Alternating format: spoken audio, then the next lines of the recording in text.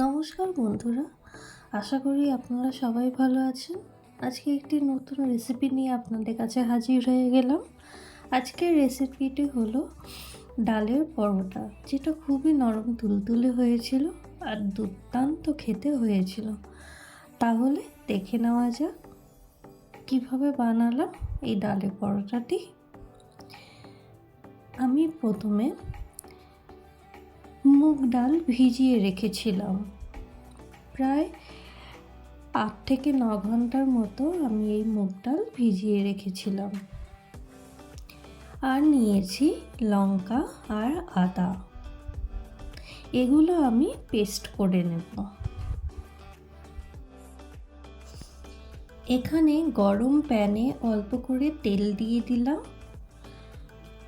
এবারে একটু জিরে দিয়ে দিলাম। জিরাটা একটু ভাজা হয়ে গেলে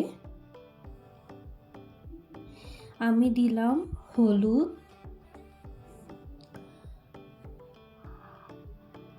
আর ধনে গুঁড়ো। এই হলুদ, ধনে গুঁড়ো আর জিরে একটু ভেজে নিলাম মশলাটা, যাতে কাঁচা গন্ধটা না থাকে। এবারে দিলাম ভাজা জিরে গুঁড়ো, আবার নেড়ে চেড়ে নিলাম। এবারে দিয়ে দিলাম আমার ডাল বাটাটা। এই ডাল বাটাটা ভালো করে আমি মশলার সাথে নেড়ে চেড়ে নিলাম। যতক্ষণ না জল শুকোবে ততক্ষণ নেড়ে যাব। এবারে দিয়ে দিলাম নুন, আবার ভালো করে মিশিয়ে নিলাম। অনেকটাই জল শুকিয়ে গেছে, আরও শুকোবে। দেখুন বন্ধুরা, জল শুকিয়ে গেছে, নিচেও লেগে যাচ্ছে।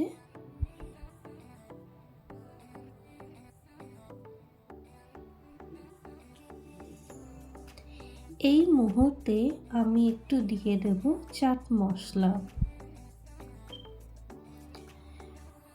চাট মশলা দিয়ে দিলাম। এবারে দেব ধনে পাতা। ভালো করে মিশিয়ে নেব ডালের সাথে চাট মশলা আর ধনে পাতাটি। এবারে আমার পুরটা একদম রেডি হয়ে গেছে। এবারে আমি নামিয়ে নেব। এখানে আমি আটা নিয়ে নিয়েছি, আমি ময়দা নিইনি।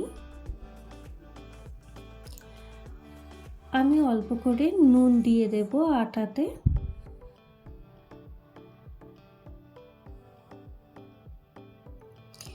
ভালো করে মিশিয়ে নেব। আমি এখানে তেল ব্যবহার করব না। অল্প অল্প জল দিয়ে আমি আটাটা মেখে নেব।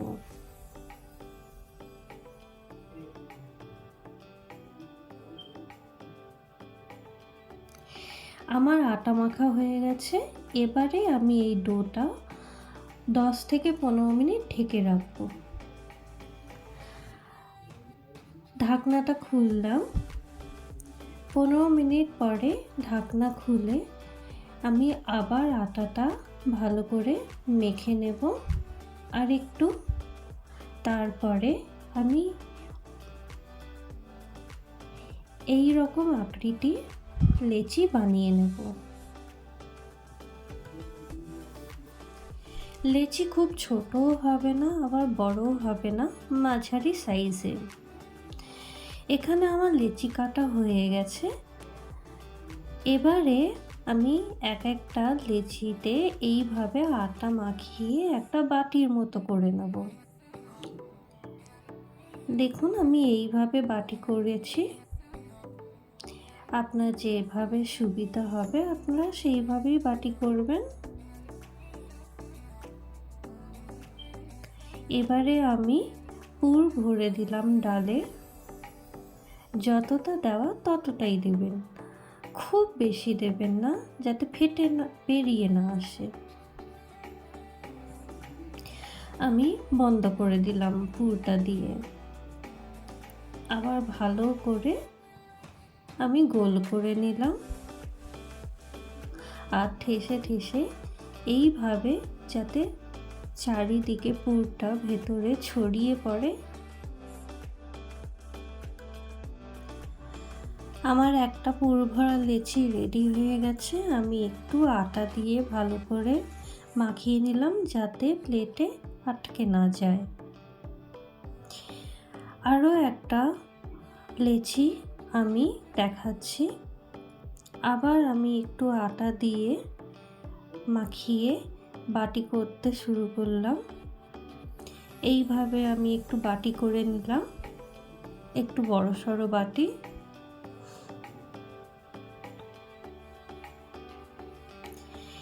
এবারে পরিমাণ মতো আমি পুর ভেতরে দিয়ে দিলাম।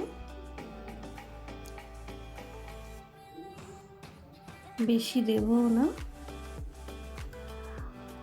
এবারে আমি মুখটা বুজিয়ে আবার গোল করে নিলাম। গোল করে এই রকম ভাবে করে নিলাম যাতে ভেতরে পুরটা চারিদিকে ছড়িয়ে পড়ে। আবার আটাটা মাখিয়ে দুদিকে রেখে দিলাম প্লেটে। এইভাবে আমি সব কটা করে নেব। আমার করা হয়ে গেছে। এবারে আমি বেলে নেব। এই রকম করে আমি আটা মাখিয়ে, এখানেও আমি তেল ব্যবহার করব না, আটা মাখিয়ে এইভাবে হাত দিয়ে চিপে চিপে ভেতরে পুরোটা সব জায়গায় যাতে ছড়িয়ে যায় করে নিলাম। আস্তে আস্তে আমি এবারে বেলে নিলাম। বেশি বড়ও করব না, আবার বেশি ছোটও করব না, মাঝারি সাইজের করব। আমার একটা বেলা হয়ে গেছে এরকম। এবারে আর একটা থালাতে আমি একটু আটা ছড়িয়ে রেখেছি যাতে নিচে লেগে না যায়, ওখানে রেখে দিলাম। আরও একটা বানিয়ে দেখাচ্ছি আপনাদের। সব জায়গায় আমি ছড়িয়ে নিলাম ভেতরে। আবার আস্তে আস্তে আমি বেলে নিচ্ছি। খুব বড় আমি বেলবো না, এই রকম ভাবে আমি বেলে নিলাম। দেখুন আমার পুর বেরিয়ে যায়নি ভেতর থেকে। এবারে আমি গরম প্যান একটা দিয়ে দিলাম এবং সেঁকে নিলাম। ভালো করে আমি এপিঠ ওপিঠ সেঁকে নেব। দেখুন আমার এটা সেঁকা হয়ে গেছে। এবারে আমি ঠিক 1 চামচ তেল নেব। তেল আমি একদিকটা মাখিয়ে নিলাম ঠিক এই রকম ভাবে, আর অন্য দিকটা আমি বাকি তেলটা দিয়ে মাখিয়ে নিলাম। 1 চামচের বেশি আমি তেল একদমই ব্যবহার করিনি, তা সত্ত্বেও দেখুন অল্প একটু তেল রয়েও গেছে। যে জায়গাটায় তেল লাগেনি আমি ওই জায়গাটা মাখিয়ে ব্যবহার করে নেব।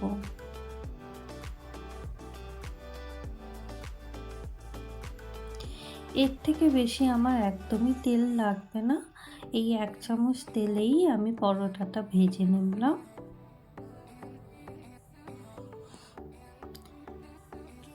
আমার লাল লাল হয়ে গেছে। এবারে আমি তুলে রাখলাম। আমার একটা পরোটা হয়ে গেছে, আমি আরও একটা পরোটা করে নিচ্ছি। এটাও আমি ভালো করে সেঁকে নেব প্রথমে। আমার দুদিক সেঁকা হয়ে গেছে দেখুন। আবার আমি 1 চামচের মতনই তেল দেব। 1 চামচের অর্ধেক তেল আমি এক পিঠটা ব্যবহার করলাম, আর বাকি অর্ধেক তেলটা আমি অন্য পিঠে ব্যবহার করলাম।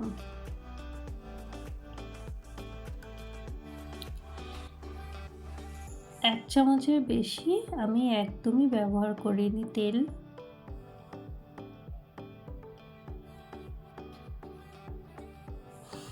আমার মাখানো হয়ে গেছে। এবারে আমি 2 পিঠটা ভালো করে লাল লাল করে ভেজে নেব। খুব লালও হবে না,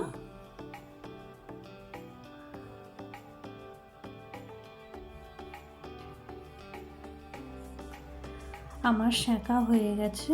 দেখুন কি সুন্দর লাগছে, আমার দুখানা পরোটা সেঁকা হয়ে গেছে। এইভাবে আমি সবকটাই করে নিয়েছি। খুবই ভালো হয় খেতে, আপনারাও বানাবেন। কেমন লাগলো অবশ্যই জানাবেন। ধন্যবাদ।